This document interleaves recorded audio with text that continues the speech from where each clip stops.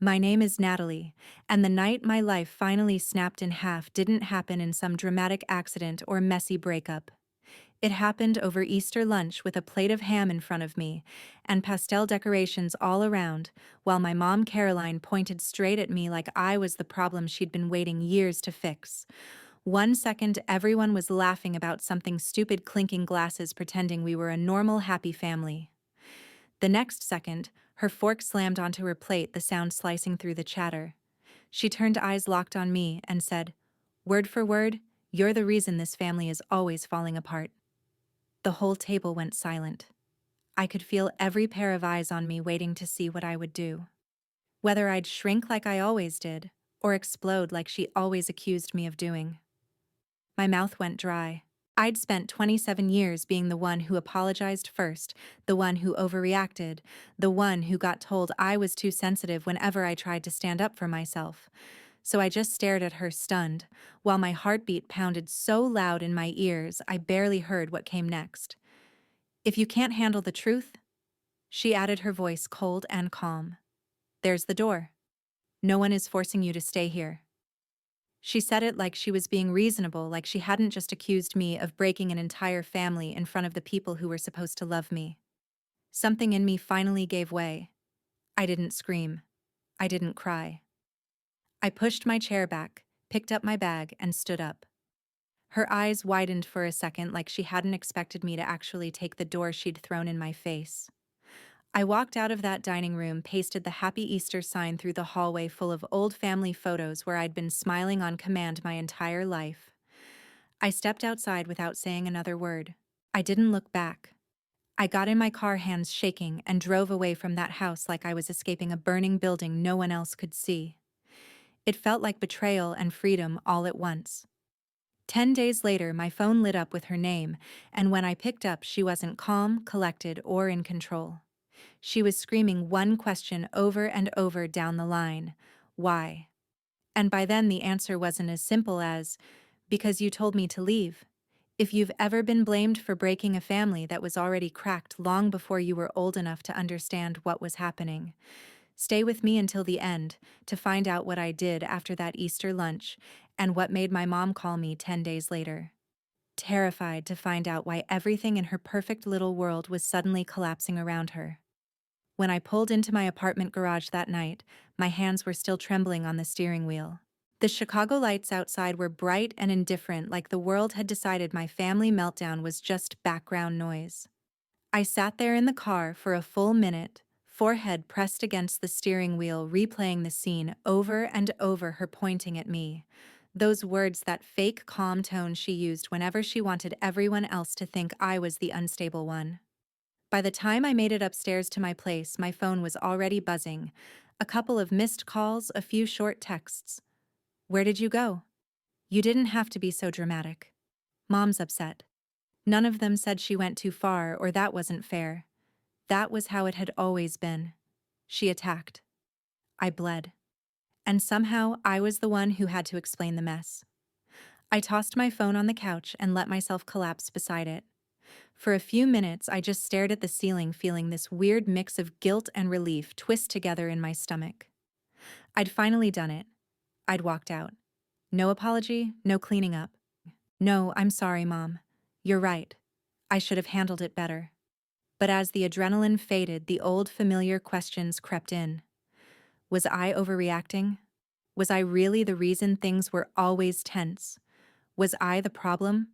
Like she'd always implied. Another text came in then, another, a longer one from her this time, full of the same script she'd been using on me for years.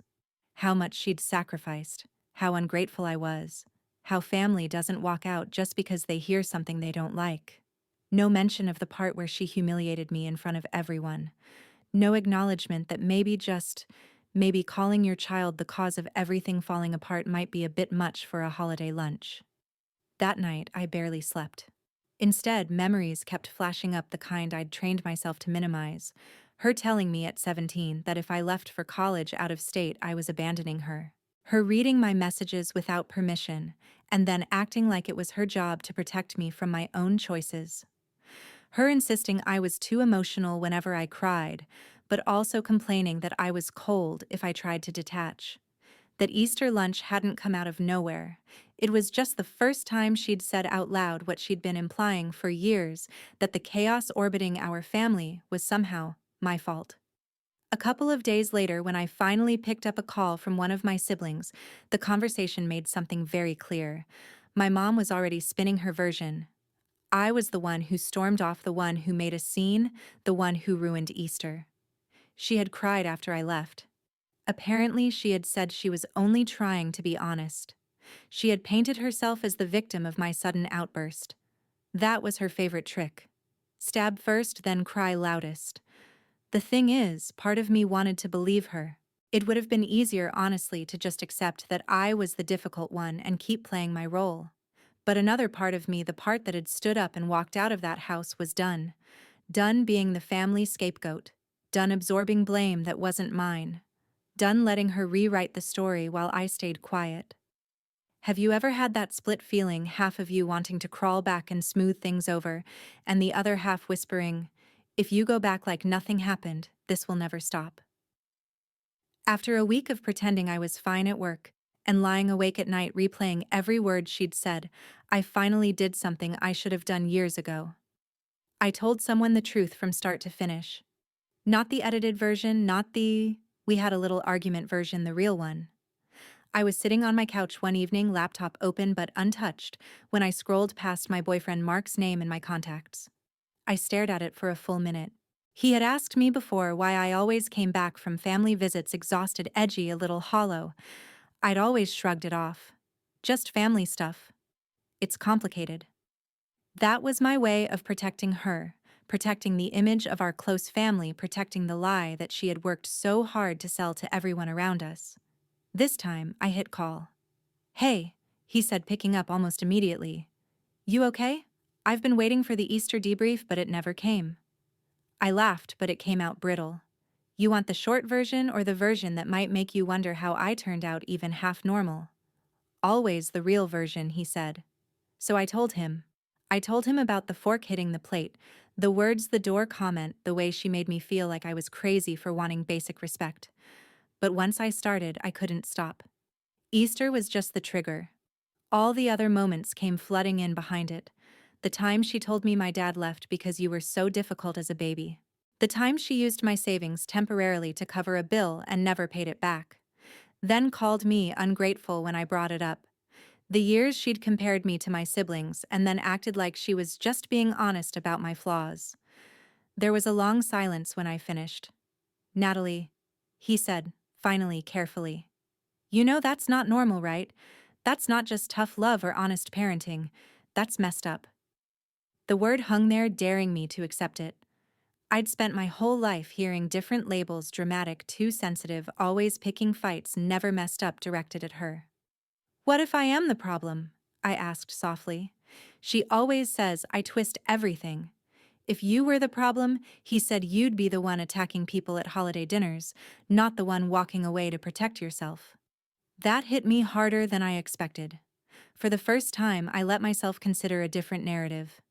Maybe I wasn't the broken piece. I started by going back through my old messages, screenshots of conversations where my mom guilt-tripped me for not visiting, where she brought up things I'd told her in confidence and twisted them.